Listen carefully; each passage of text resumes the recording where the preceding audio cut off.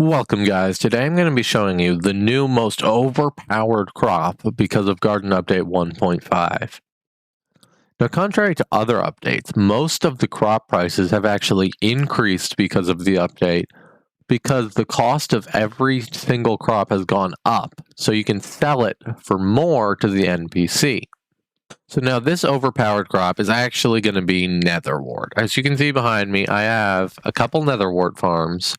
Now, I have 3 plots of netherwart farms, which is actually 100% infinite, no problems at all. The reason it is so overpowered is because netherwart got a couple buffs.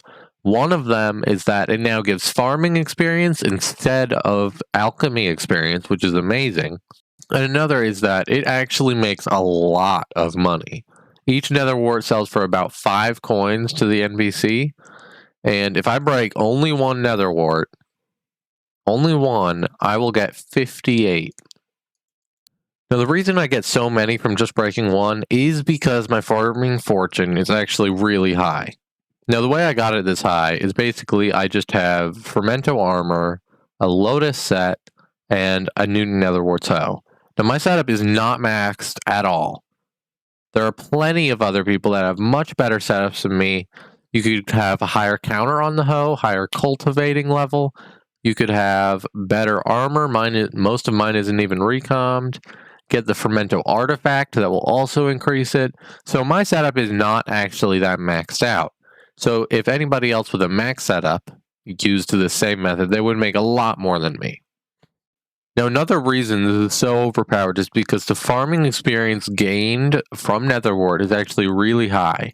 It's about 6.6 per netherwart. I'm not using a rabbit pet, which would actually increase the amount of farming experience gained by quite a bit. Now, the reason it's so overpowered is because you farm them in rows of 4. And sometimes even 5 if you do like it this way, but I personally prefer farming them in rows of 4. Now, the reason it's so overpowered is because things like pumpkin and melon that give around the same farming experience, you farm in rows of 2. Things like wheat, carrot, and potato all have a much lower farming experience gain because you farm them in bigger rows. So netherwart actually gains a lot more experience compared to the other crops. Now, the main reason this makes so much money is because the farming fortune just buffs the netherwarts, and you just get a ton of them for each one you break.